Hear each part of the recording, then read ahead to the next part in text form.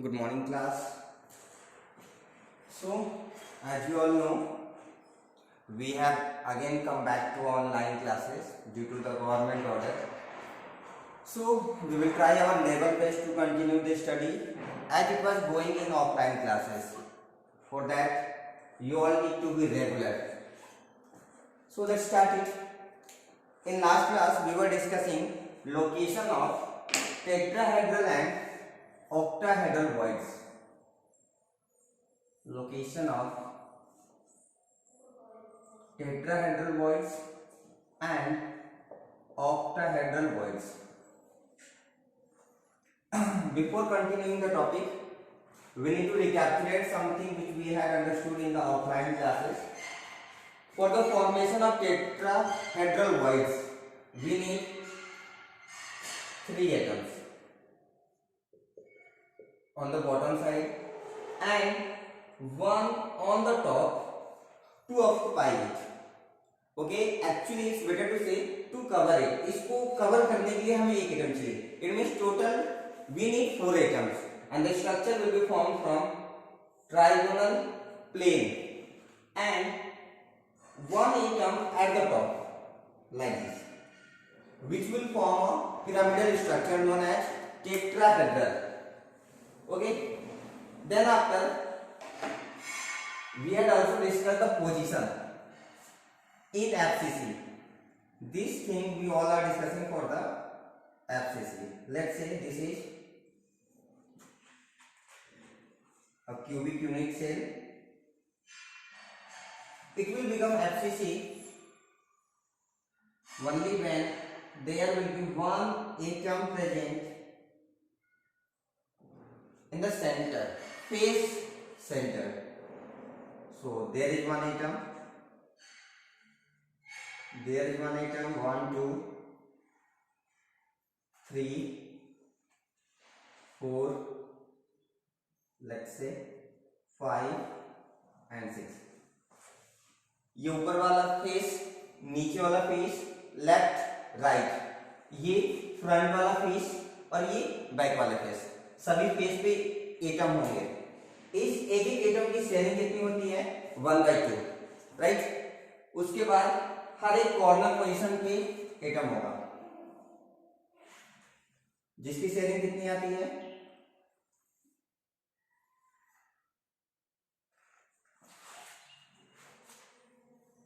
1/8, right. So 1, 2, 3, 4, 5, 6, 7, 8. Then we have found tetrahedral structure. Tetrahedral void कैसे बनेगी? Look, if I am joining the center of these 3 structures, it's better to make it a little bit on the top to get our void clearly. So I am making it here.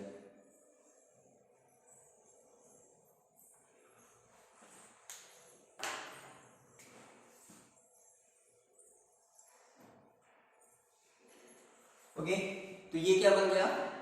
This is a trigonal plane. Now I will make it tetrahedral structure by joining this line. देखा आपको ये जो structure अभी बना है,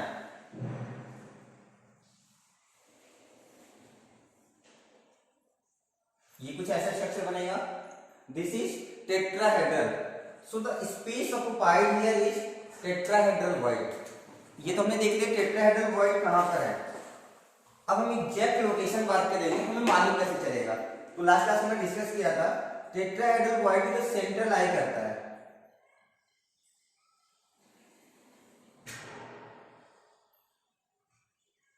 ध्यान से देखिए, ये अगर हमारा बॉटम वाला फेस है, राइट, इसकी कॉर्नर को हमने किससे मिलाया है? फ्रंट वाले एटम के कॉर्नर से. ये क्या फॉर्म करेगा? This will form a body diagram, right. अब जो टेट्राहेड्रल वॉइड की लोकेशन होगी, देखिए कहां होगी? That will be somewhere here. It will be always found on the body diagonal. ये जो टेट्राहेड्रल बन रहा है ना, इसका सेंटर कहाँ मिलेगा हमें? हमेशा बॉडी डायगोनल पर। कहाँ मिलेगा? बॉडी डायगोनल पर। ऐसे देखिए, इस फेस को थोड़ा सा ऊपर कर लीजिए, यहां पर ज्वाइन इट। ये क्या बन गया? राइट, ट्रायंगुलर प्लेन बन गया ना, मैच इट। अब ये क्या बन गया? टेट्राहेड्रल। इसकी सेंटर हमें कुछ यहां मिलेगी। ध्यान रहे, ये जो सेंटर हमें मिल रही है टेट्राहेड्रल की, वो सेंटर हमें कहां मिल रही है? ये बॉडी डायगोनल पर। हो सकता है आपको दिखे कि ये एज पे दिख रहा हो आपको, लेकिन एक्चुअली ये कहां लाई कर रहा है? बॉडी डायगोनल पे। ठीक क्यूब के बीच से जो लाइन गुजरेगी, राइट, उस डायगोनल पे ये सेंटर मिलेगा इसका। अब यहां से देखिए, बताइए हमें एक बॉडी डायगोनल में in a single body diagonal,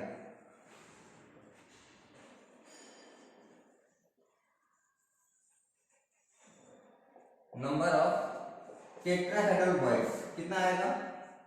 2, 1, 2। अब बताइए in a cubic unit cell, या फिर लिख लीजिए इन अ एफसीसी या CCP, number of diagonals,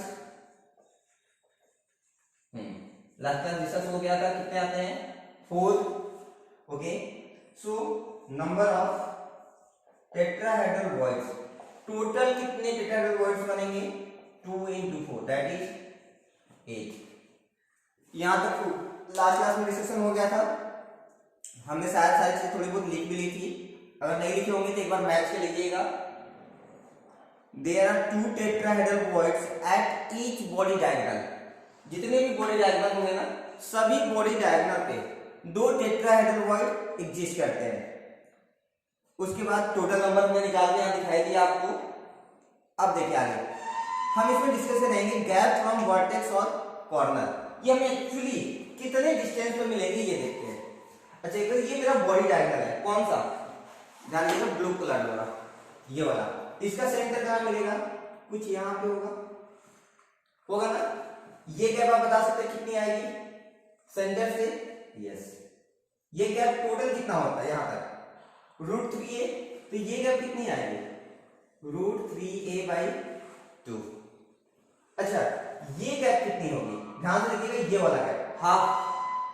√3a/2 का हाफ होगा क्या? यानी कि ये वैल्यू यहां से यहां तक की कितनी आएगी? √3a/4। अब ध्यान से देखिए, अगर हम इस टेट्राहेड्रल बॉइड के सेंटर की बात करें तो gap between the centre and the tetrahedral Boyd is √3a/4। अब ये गैप यहां से देखिए, the gap of tetrahedral Boyd from the corner position is also √3a/4। देखिए ये टोटल √3a/2 है, तो ये गैप कितना आएगा? √3a/4, यानी उसका हाफ। ऐसे ये गैप देखिए, ये √3a/2, तो ये वैल्यू की √3a/2, ये वैल्यू कितनी आएगी? यहां से यहां तक √3a/4, ये वैल्यू √3a/4। अगर हम सबको ऐड करें तो देखिए क्या आएगा? √3a/4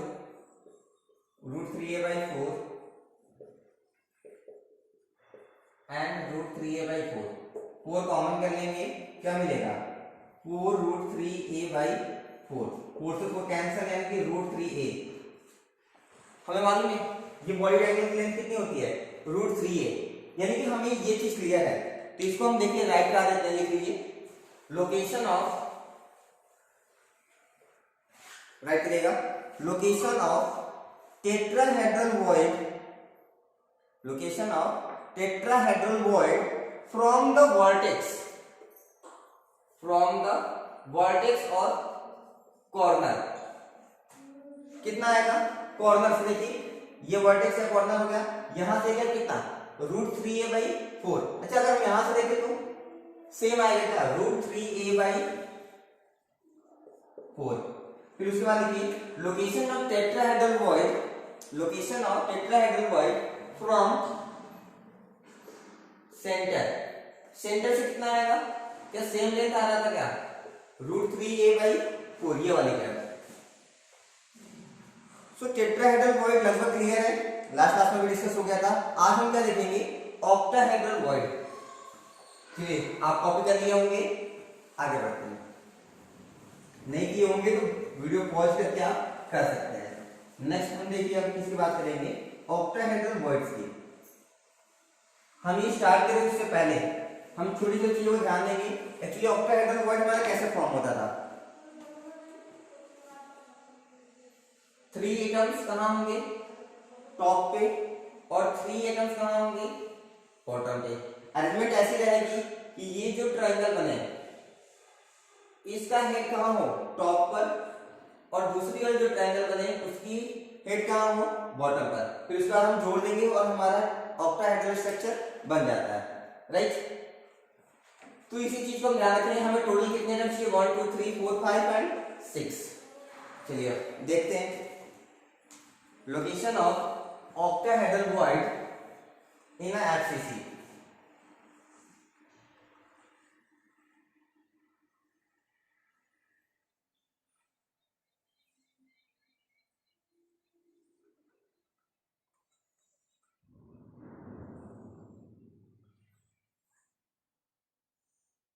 चलिए इसको रिप्रेजेंट करते हैं। इस पर हम कॉर्नर एटम को ब्लैक से दिखाते हैं।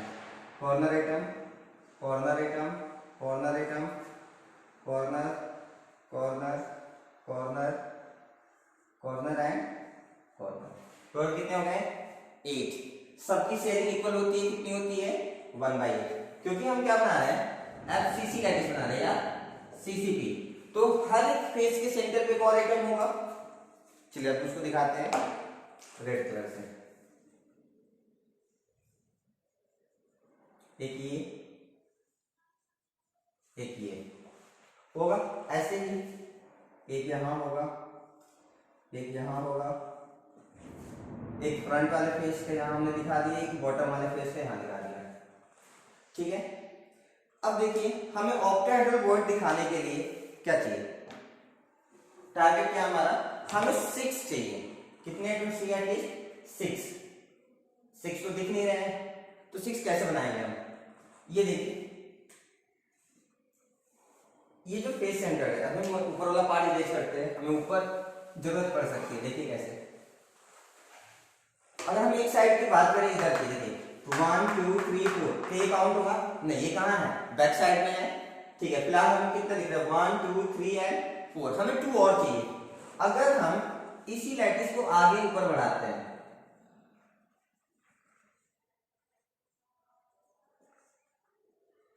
ऐसे, तो इसके ऊपर एक और यूनिट सेल होगी, ठीक है। उस यूनिट सेल का जो फेस वाला पार्ट होगा वो कहां दिखेगा, क्या हम कह सकते हैं कि वो वाला पार्ट हमें कहीं यहां पे मिल सकता है। अगर नहीं दिख रहा है तो देखिए हम उसको कंप्लीट बना ही देते हैं, देखिए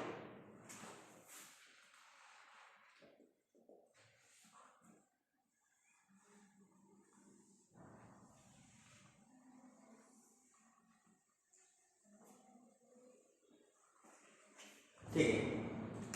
ये ऊपर वाला यूनिट सेल, ठीक है, इसका ये वाला फेस होगा, लेफ्ट वाला फेस, उस फेस के सेंटर पे एक एटम होगा, एफसीसी लैटिस है। तो अब देखिए अगर हम ऐसे ही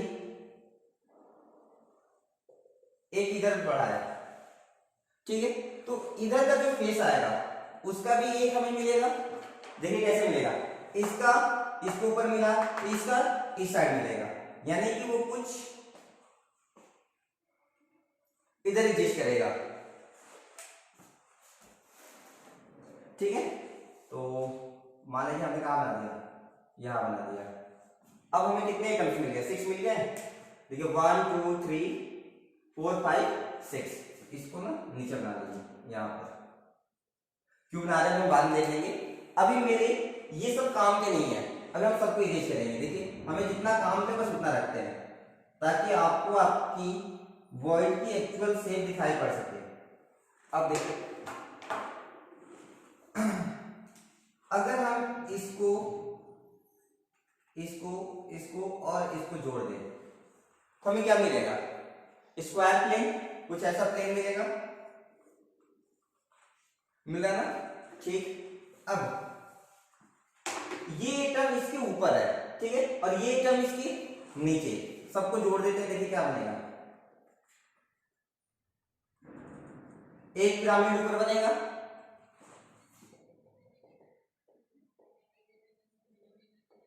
और दूसरी पिरामिड नीचे बनेगी। तो क्या इस शेप को हम कह सकते हैं it is square bi pyramidal structure बनेगा, जिसको हम किस नाम से जानते हैं? यस, हम यहां पर उसे ऑक्टाहेड्रल ज्योमेट्री के नाम से जानते हैं। और जो यहां पे स्पेस बनेगा that will be known as octahedral void. एक चीज तो क्लियर हो गई। अब इसका सेंटर कहां लाई करेगा, हमें ये भी ध्यान देना है कि इसकी सेंटर कहां लाई करेगी। ये देखिए ऑक्टाहेड्रल वॉइड है ना, इसकी सेंटर यहां लाई करेगी। ध्यान रखना है कहां लाई करेगी। The centre of the octahedral will exist on the centre of ये लाइन कौन सी है, डायगोनल है या एज है? ब्लैक कलर वाली सारी एज है ना, so it lies on the centre of edge. मेरी बात समझ में आई? चलिए, तो ये आपका कंप्लीट हो गया होगा, चलिए ठीक है। नहीं हुआ होगा तो आप पॉज करके देख लीजिएगा। अब यहां से हम कुछ ये निकालते हैं। देखिए हमें यहां से क्या मिला, हर एक एज के सेंटर पे, हर एक एज यानी कि स्लाइड के सेंटर पे एक एक ऑक्टाहेड्रल वॉइड होगी। तो क्या ऐसे यहां पे एक होगा? बिल्कुल, देखिए यहां पे होगा, यहां होगा, कितना हो गया 4 5 6 7 8 9 10 11 एंड 12। हमें मालूम है टोटल कितने एजेस होते हैं, 12।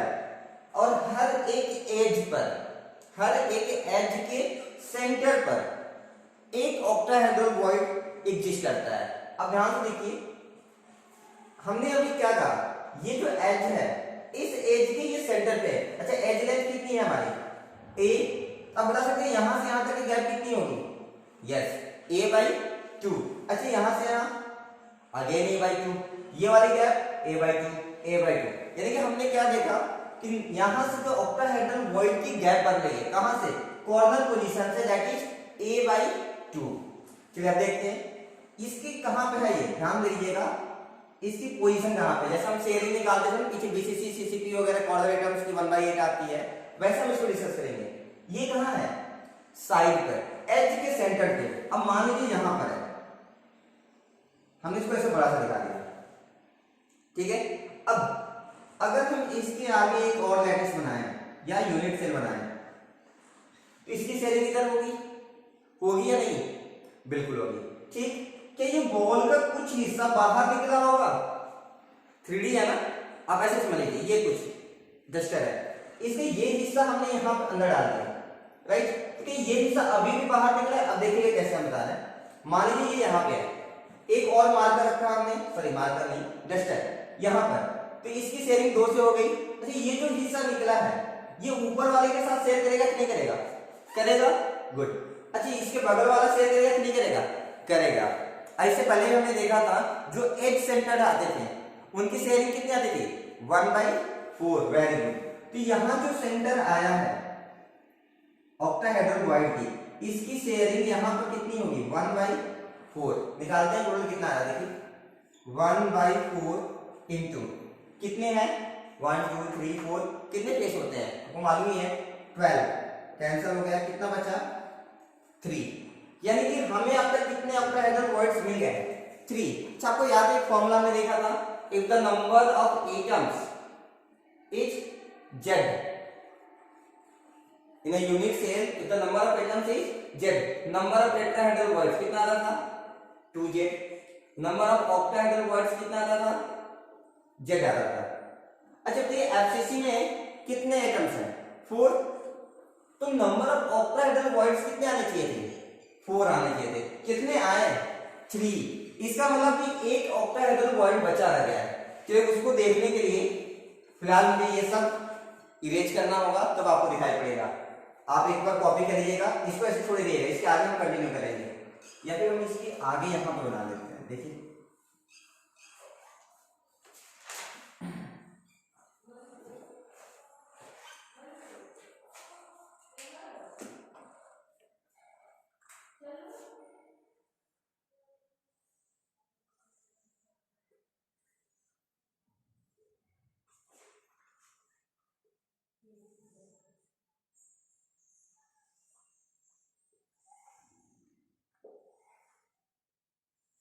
ये हो गया हमारा क्यूब। इसमें हमें क्या दिखाना होगा, कॉर्नर पोजीशन पे सारे हैं। फिलहाल हमारा काम किससे हो जाएगा, फेस सेंटर से। चलो हम फेस सेंटर दिखाते हैं। यहाँ 2 3 4, एक यहाँ दिखा लीजिए 5 और एक यहाँ दिखा लीजिए 6, राइट। अब देखिए थोड़ा सा मुश्किल होगा बट आप कर सकते हैं, राइट। तो इसी का ध्यान देना है। हम इसको जोड़ते हैं, इनके सेंटर को, मुझे एक ऐसी ट्रायंगल मिलेगी। इसको थोड़ा सा ऊपर बना लीजिए, इसको थोड़ा सा यहाँ बना लीजिए। चलिए हम इनके सेंटर को जोड़ते हैं। देखिए क्या हमें दो ट्रायंगल मिल गए, राइट। दोनों का जो है एक दूसरे के क्या है, अपोजिट है। अगर हम इनको मैच करा दें, देखिए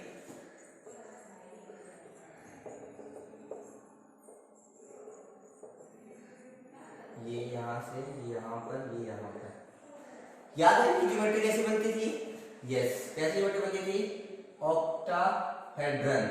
तो ये जो वॉइड बनेगा यहां पर, वो वॉइड कैसी होगी, ऑक्टाहेड्रल वॉइड होगी। ध्यान से एक बार कोशिश करिए, आपको दिख जाएगा क्या होगी, ऑक्टाहेड्रल वॉइड होगी। दिख गया। अब ध्यान से देखिए, 3 हमें ऑक्टाहेड्रल वॉइड यहां से मिले थे, ठीक है, यानी जो एज के सेंटर पे लाई करते थे। एक हमें यहां मिला। अच्छा ये ऑक्टाहेड्रल वॉइड कहां एग्जिस्ट कर रहा है, ध्यान से सुनिएगा। क्या ये क्यूब के फ्रंट फेस पे है, क्यूब के बैक फेस पे है, ये क्यूब के अंदर है।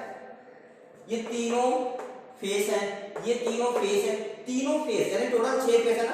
6 फेस को जोड़ने वाली लाइन क्यूब के बाहर होगी या क्यूब के अंदर, हाँ क्यूब के अंदर होगी। आप ऐसे सोचिए, जिस रूम में है आप, अगर सारे बॉडी डायगोनल्स को जोड़ते जाए तो उसका सेंटर कहां लाई करेगा, उस रूम के अंदर या रूम के बाहर, हाँ रूम के अंदर ना। तो क्या हम कह सकते हैं ये पूरा का पूरा ऑक्टाहेड्रल वॉइड कहां है, इसके अंदर। तो हम किसी बात करेंगे, इसकी लोकेशन एक्चुअली है क्या है। अब हम इसे रफ कर देते हैं ताकि आपको एक्चुअल लोकेशन दिखाएं। This will be line here, exact centre में। अब कौन सी लाइन होगी, ये लाइन थोड़ी सी टेढ़ी होगी, आप देख लीजिएगा, अपने हिसाब से बना लीजिएगा।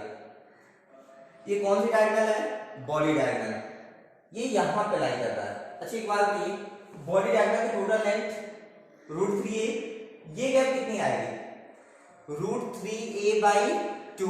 मेरी बात समझ में आ रही है, ये गैप कितनी आएगी, √3a/2। कंफ्यूज नहीं होना है। टेट्राहेड्रल वॉइड का जो आया था वो कितना आया था, √3a/4। क्यों आया था, क्योंकि वो यहां नहीं लाई कर रहा था, वो इन दोनों के भी बीच में यहां कहीं लाई करता था। बात मेरी समझ में आ रही है। ये कहां, एकदम सेंटर में। वो कहां होते थे, सेंटर के भी हाफ मिड में। फिलहाल ये क्लियर है आपको। अब देखिए यहां पे जो वॉइड बनेगी, अब बताइए वो कहां है, क्यूब के अंदर या बाहर। अभी हमने डिस्कस किया ना कहां है, अंदर।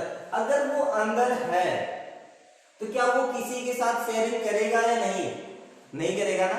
हमने कहां से करी इसको, बीसीसी में, body centred cubic unit cell में। तो अब बताइए इसकी शेयरिंग कितनी हुई, कितनी, हाँ कंप्लीट हुआ, यानी कि पूरा का पूरा 1। अच्छा एक बात बताइए, ऐसे कितने सेंटर बनेंगे।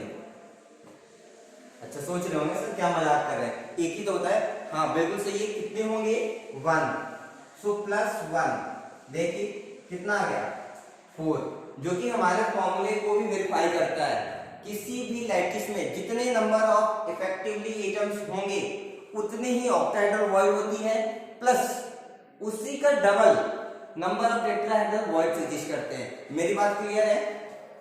लास्ट क्लास ऑफलाइन हमने क्या सीख लिया था, टेट्राहेड्रल वॉइड की पोजीशन। ऑनलाइन में थोड़ा सा रिवीजन हो गया। अब ऑक्टाहेड्रल वॉइड की पोजीशन देखिए, एक बार फिर से रिमाइंड कराते हैं।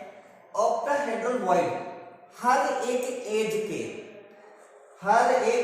एज के सेंटर में लाई करता है, ठीक है।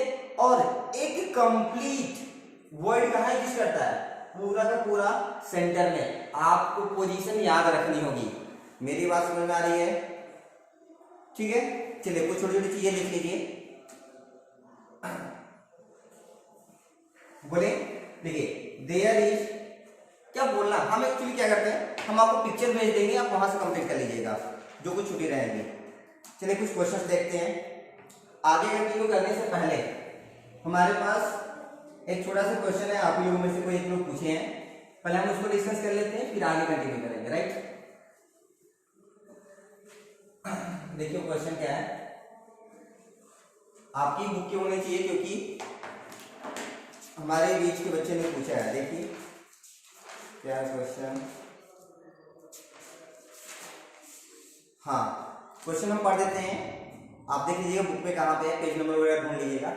N element with molar mass 2.7 into 10 to the power -2 kilogram per mole.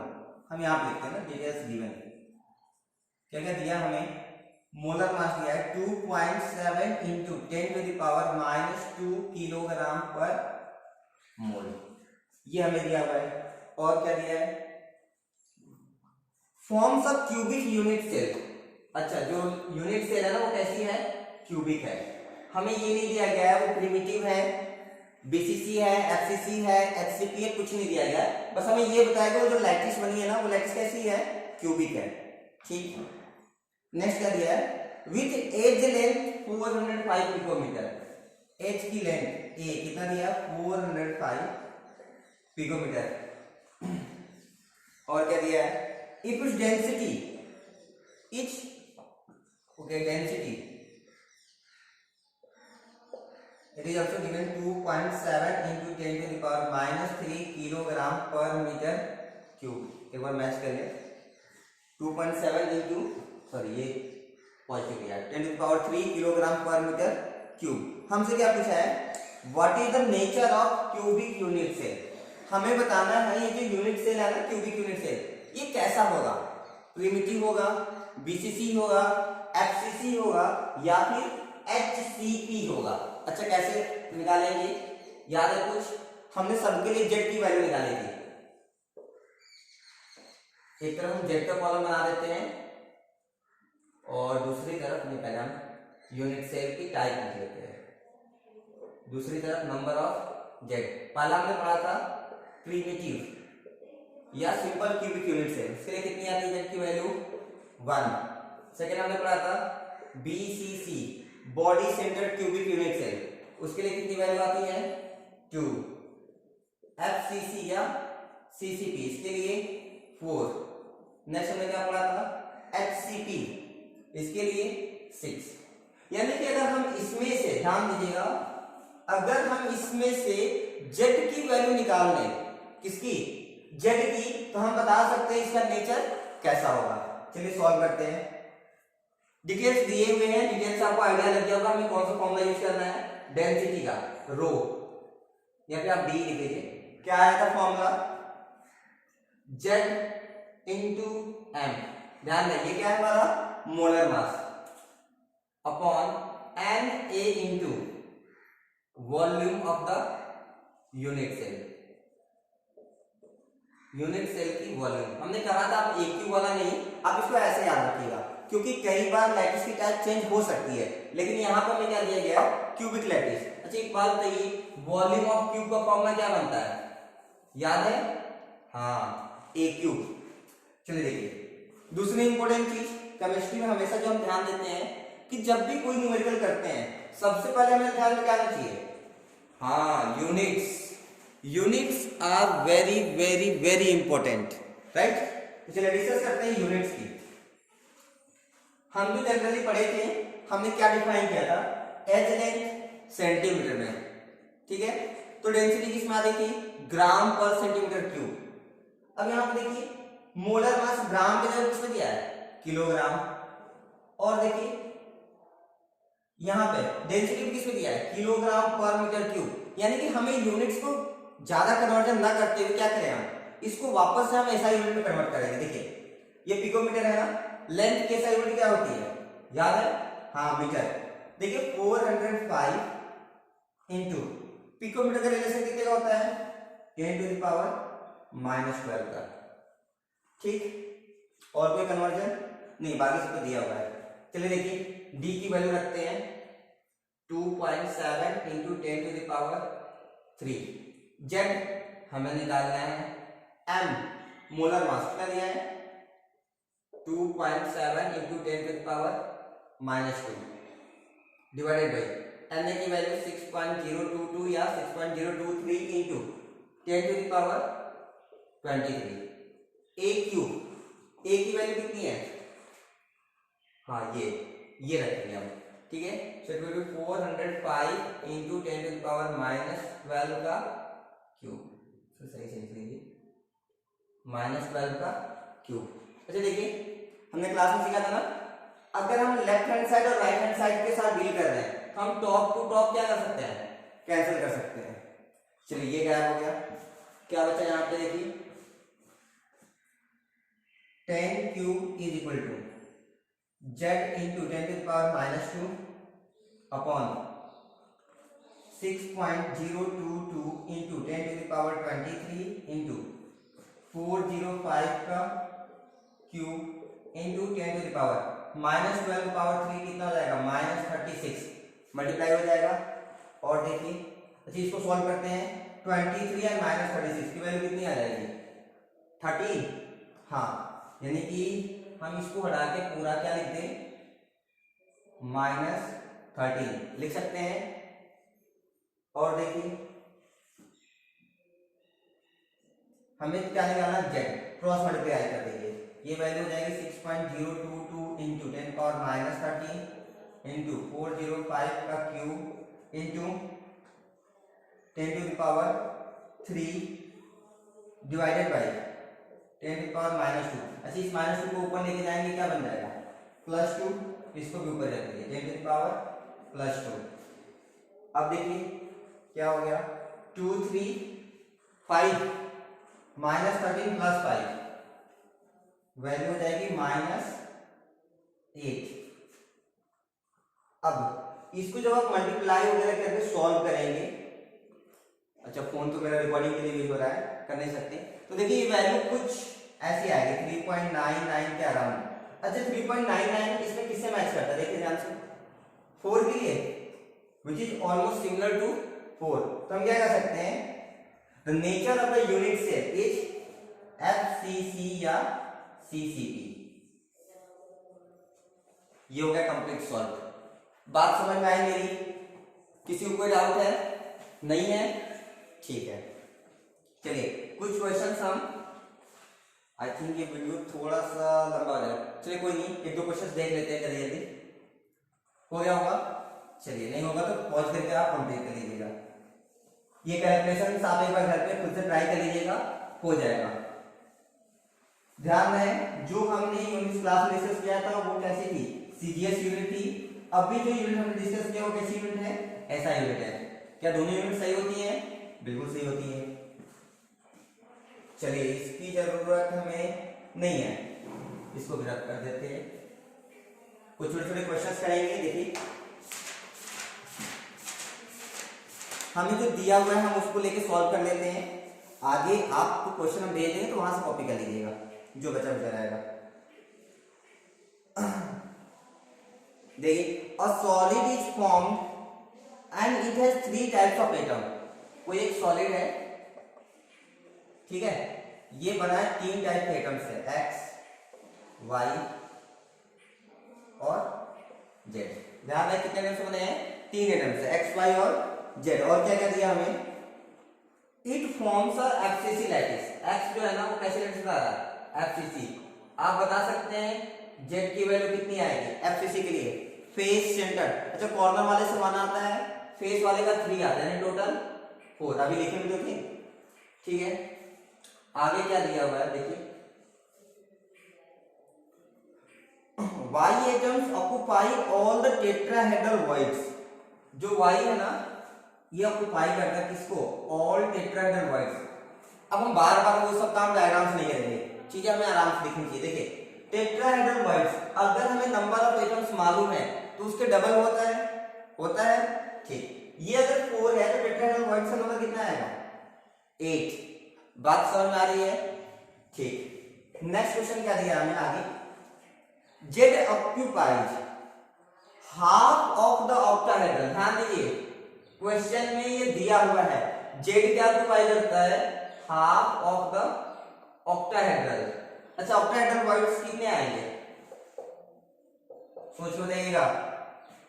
Z4 है ना, टेट्राहेड्रल 8 आएगा, ऑक्टाहेड्रल सेम आता है यानी कि 4 आएगा। सोचना क्या है सर, देखिए इसको डिवाइड कर दिया हमने, कितना आ गया 2। बात समझ में आई? हमें क्या क्या मिल गया, देखिए हमें निकालना क्या था इसमें फॉर्मूला, ये जो कंपाउंड है सॉलिड बनना था तो क्या फॉर्मूला आएगा, देखिए फॉर्मूला की वैल्यू क्या आएगी x कितना आया 4। बात समझ में आ रही है? नेक्स्ट देखिए y कितना आया 8, z की वैल्यू कितनी आई 2। अच्छा क्योंकि आपने देखा नंबर ऐसे हो, हमेशा हम तो ऐसे नंबर में लिखते हैं सिंपलेस्ट नंबर में ताकि किससे डिवाइड ना हो। इसमें क्या कॉमन दिख रहा है आपको 2, चलिए 2 से डिवाइड कर देते हैं। ये क्या हो जाएगा x2 y4 z, ये हो गया आपका आंसर। क्या आसान था क्वेश्चन? हाँ बिल्कुल, सॉलिड स्टेट के मैक्सिमम क्वेश्चन आपको काफी आसान से हो जाएंगे। ध्यान रहे जो हम पढ़ रहे हैं, जो हम विजुअलाइज करने की कोशिश कर रहे हैं वो हमारे माइंड में होना चाहिए। बात समझ आ रही है? तो इसका आंसर आएगा x2 y4 z। कर सकते हैं? ठीक है। फिर एक और छोटा सा क्वेश्चन है, देखिए उसको क्या दिया गया है, if there are 3 atoms in a solid x y z and फिर से वही दिया है x y z। वो क्वेश्चन नंबर 1 2 हो गया था ना, 1 को डेंसिटी वाला, 2 ये क्वेश्चन नंबर 3 कर लीजिएगा। ठीक है, x देखें क्या क्या दिया हमें, बस इतना दिया x फॉर्म्स अ लैटिस। हाँ ये एक लैटिस बनाता है, नहीं पता वो प्रिमिटिव है, बॉडी सेंटर्ड है, एफसीसी या सीसीपी। इसका मतलब ये क्या कर रहा है, z की वैल्यू हमें नहीं पता, मान लेते हैं कितना होगा z मान लीजिए n मान लीजिए, वो आपकी चॉइस है, चलिए n ही मान लेते हैं। कोई लोग सोच रहे सर x मान लीजिए, हाँ ठीक है x इसलिए नहीं माना क्योंकि ये वेरिएबल ऑलरेडी हमने यूज किया x y z, आप जो मन में आए मान सकते हैं। चलिए देखिए आगे क्या दिया हुआ है, y occupy 1/4 of the tetrahedral voids, 1/4 of tetrahedral voids। अब बताइए 1/4 of, अगर लैटिस में नंबर ऑफ एटम्स n है तो नंबर ऑफ टेट्राहेड्रल voids कितने आते हैं 2n। बात समझ आई मेरी? चलिए इसको कैंसिल कर लीजिए, देखिए क्या आएगा n/2। यहां तो समझ में आ रहा है ये 2 नहीं है, ये क्या है z है। आगे क्या दिया है, and the z occupies 1/8 of octahedral voids। ये जो रेशियो है ना फ्रैक्शन, ये हम नहीं, ये क्वेश्चन आपको दिया रहेगा, अभी क्वेश्चन भेजेंगे तो वहां देख लीजिएगा, ये सब कुछ दिया है, ये हम कैलकुलेट कर रहे हैं, ये दिया हुआ है। देखिए 1/8 of octahedral void कहा गया, हाँ अगर नंबर ऑफ एटम्स 5 होते तो ऑक्टाहेड्रल void कितना आता 5 आता। अगर ये n है तो ये भी कितना आएगा n आएगा, यानी कि वैल्यू क्या आएगी n/8। बात समझ में आ रही है कुछ? ठीक है फिर तो चलिए फॉर्मूला बनाते हैं। x की वैल्यू कितनी आई n आई, y की वैल्यू n/2, z की वैल्यू किधर गया, हाँ n/8। देखिए n कैंसिल हो जाएगा, क्या बचेगा 1, y की वैल्यू 1/2, z की वैल्यू 1/8। क्या कभी ऐसा नंबर आपने देखा फॉर्मूले में? नहीं ना, फ्रैक्शन नंबर तो आते नहीं, वहां पे कैसे नंबर आते हैं, नेचुरल नंबर यूज करते हैं। ठीक है, किससे मल्टीप्लाई करें 2 से करेंगे तो ये 2 हो जाएगा, ये 1 हो जाएगा, लेकिन ये अभी भी फ्रैक्शन रहेगा, हम एक काम करते हैं 8 से मल्टीप्लाई कर देते हैं सीधे, तो ये क्या हो जाएगा x8, इसमें 8 से मल्टीप्लाई करेंगे ये क्या हो जाएगा 4 हो जाएगा, हाफ ऑफ 8 कितना हो जाएगा 4। z है ना 1/8 इंटू 8 की वैल्यू कितनी आएगी 1, अच्छा 1 कौन लिखता है, ये हो गया हमारा answer. Formula of the compound is x8y4z। ऐसे छोटे छोटे क्वेश्चन आएंगे, आप कर सकते हैं। बिल्कुल कर सकते हैं। चलिए एक क्वेश्चन हम और भेजेंगे, थोड़ा सा दिमाग लगाना होगा आपको, ध्यान रहे हम बार बार क्या कह रहे हैं। अगर हमने कहा टेट्राहेड्रल वॉइड्स, तो आपको याद रखना होगा कि ये टेट्राहेड्रल वॉइड्स कहाँ एग्जिस्ट करती हैं।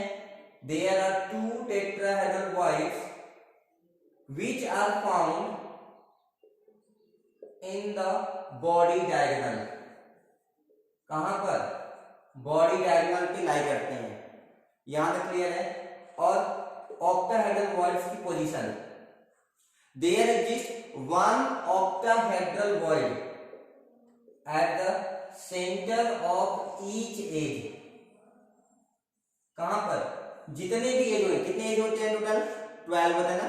हर एक एज के सेंटर पे एक ऑक्टाहेड्रल वॉइड होगा। और अभी हमने क्या देखा था, एक ऑक्टाहेड्रल वॉइड कहां होता है? Plus 1 octahedral void at the body center। हाँ, बेहतर ऑप्शन ये है, हम क्या लिखते हैं? At the body centre. एक कहां होगा? उस बॉडी के एकदम सेंटर में।